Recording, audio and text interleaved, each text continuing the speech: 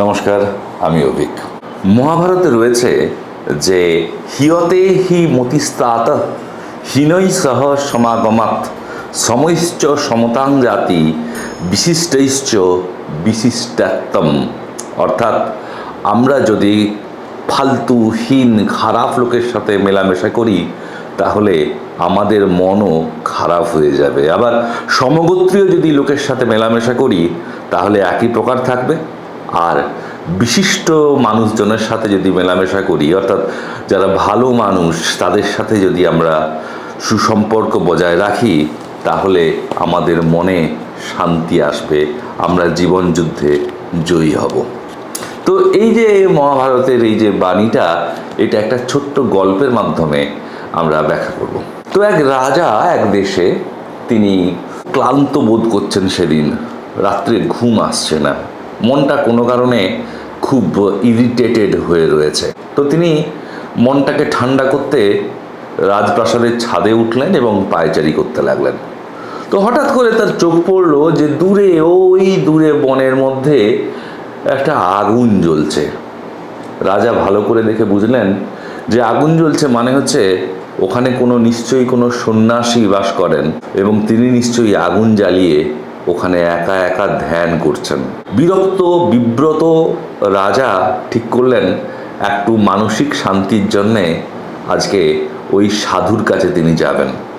কিন্তু তিনি রাজা মানুষ, এখন লোক লস্কর নিয়ে রাজার সাজ পোশাক মুকুট পরে তিনি যদি ওই রাজপ্রাসাদ ছেড়ে জঙ্গলে পৌঁছন তাহলে না হবে মেডিটেশন, না পাবেন শান্তি, উপরন্তু সেই সাধুটির যে ধ্যান সেটাও ভঙ্গ হবে এবং উপরন্তু রাজা যে শান্তি চাইছেন সেটা তিনি পাবেন না। তাই রাজা কী করলেন, সাধারণ মানুষের ছদ্মবেশে নিজেকে লুকিয়ে একা একা চুপি চুপি কাউকে কিছু না বলে রাজপ্রাসাদ থেকে বেরোলেন। উদ্দেশ্য, গন্তব্য হচ্ছে জঙ্গলের মধ্যে আলো জ্বালিয়ে ধ্যান করা সেই সাধু। এখানে বলে রাখি যে সেই দেশে সেই রাজার একজন শত্রু ছিল। এখন সেই মহাশত্রু, সে অদীর্ঘদিন ধরে পরিকল্পনা করছিল রাজাকে হত্যা করবে।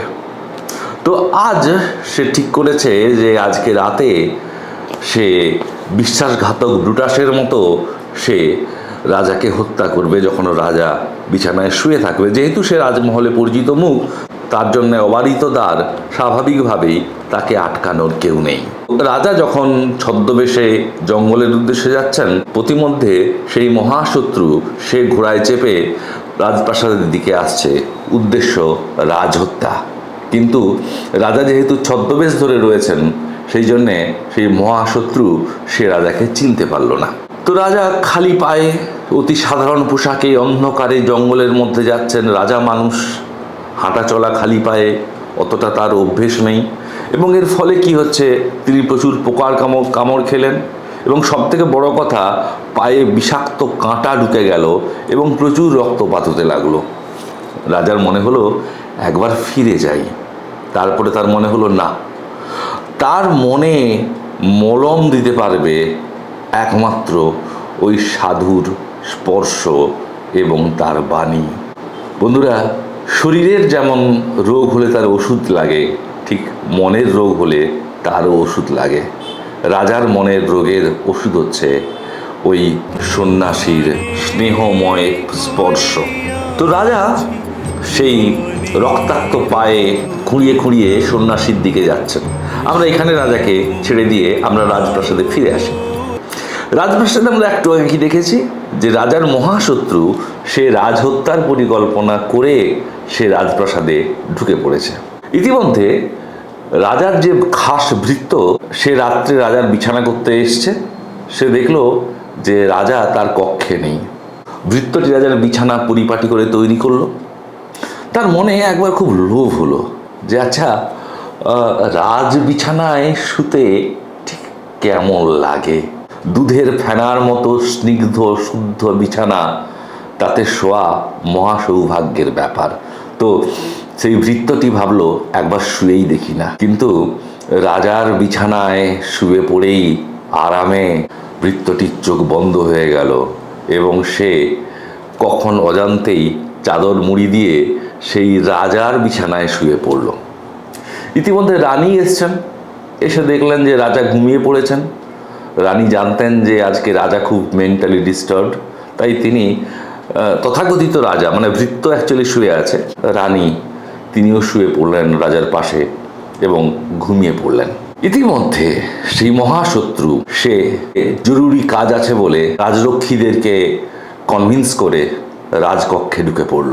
ঢুকেই দেখে যে রাজা লেপ মুড়ি দিয়ে শুয়ে আছেন। আসলে রাজা তো শুয়ে নেই, রাজার বদলে ভৃত্য শুয়ে আছে, আর রাজা আমাদের এদিকে বনে তিনি সন্ন্যাসীর সন্ধানে যাচ্ছেন।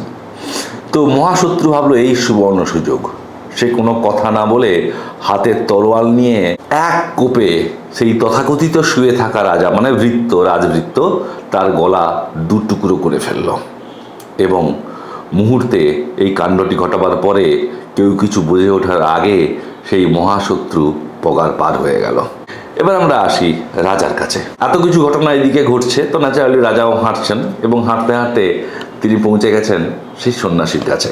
সেই সাধু বাবাকে প্রণাম করে মহারাজ বললেন যে সাধু বাবা, আমি কত কষ্ট স্বীকার করে কত আশা নিয়ে একটু সুখ শান্তি পাবো বলে আপনার কাছে এলাম, অথচ দেখুন কি দুর্গতি। আমার পা রক্তাক্ত, শরীরের জামা কাপড়ে চারিদিকে কাঁটার আঁচড়, কত বিষাক্ত পোকা কামড়েছে। তাহলে ভাবুন ভালো কাজ করে কি লাভ। তো সেই সন্ন্যাসী, তিনি নাকি সিদ্ধ পুরুষ ছিলেন, তিনি বললেন রাজামশাই, আপনি আজকে কষ্ট করে এসছেন আমার কাছে, খুব ভালো কথা, আপনার ভাগ্য ভালো।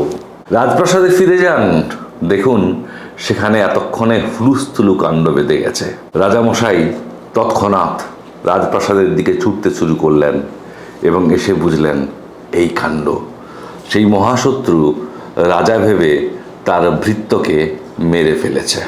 তাই বন্ধুরা, মহান মানুষের সঙ্গ, সাধু সন্ন্যাসীর সঙ্গ মনকে পবিত্র করে এবং বিপদ আপদ থেকে রক্ষা করে। শাস্ত্রে বলা আছে, সাধুনাং দর্শনাং পুণ্যং তীর্থাদপি বিশিষ্যতে কালেন ফলতে তীর্থং সদ্য সাধু সমাগম। অর্থাৎ সাধু সমাগম একটি অতি মহৎ কাজ। সাধু সেবাতে বা তীর্থযাত্রায় অবশ্যই ফল লাভ হয়, তবে অবশ্যই যেমনটা হয় সব জায়গাতেই ভেজাল। সত্যিকারের সাধুর খোঁজ করতে হয়। সত্যিকারের সাধুকে, তাও শাস্ত্রে বলা রয়েছে, ভাগবতে বলা রয়েছে, তিতিক্ষব কারুণিকা সুহৃদ সর্বদেহিনম অজাত শত্রুব শান্তা সাধব সাধুভূষণা। অর্থাৎ সাধু সজ্জনদের জীবনের মূল ভূষণ বা অলঙ্কার হলো তাদের তিতিক্ষা, করুণা, সকলের জন্য মঙ্গল কামনা, শত্রুতার অভাব এবং শান্ত ভাব। এই লক্ষণগুলো দিয়ে আমরা সত্যি সাধু চিনতে পারি। সত্যিকারের সাধু হচ্ছেন একটি প্রদীপ শিখার মতো। হয়তো চারপাশের ঝড়ঝাপটায় প্রদীপ শিখাটা হয়তো কখনো নিবু নিবু হয়ে আসে, তা সত্ত্বেও সে তার নিজের কাজ আলো ছড়িয়ে যায়।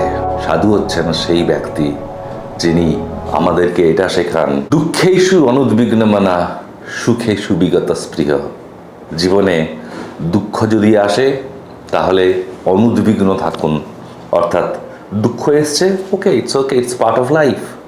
সুখেষু বিগত স্পৃহ, জীবনে সুখ এসছে, খুব ভালো কথা, আপনি নিরুত্তাপ থাকুন, কারণ সুখ বা দুঃখ সবই হচ্ছে চক্রবৎ পরিবর্তনতে। আমাদের জীবনে একজন ভালো পথ প্রদর্শকের দরকার, যেমনভাবে লাইট হাউস অন্ধকার বিশাল সমুদ্রে একটা জাহাজকে পথ দেখিয়ে নিয়ে আসে তার বন্দরে, ঠিক একইভাবে আমাদের জীবনের শান্তময় শূন্য পরিণামের দিকে নিয়ে যেতে সাহায্য করবেন একজন সত্যিকারের সজ্জন ভালো মানুষ। ঠিক করুন, দুর্জনের সংসর্গে থাকবেন নাকি ভালো মানুষের। নমস্কার।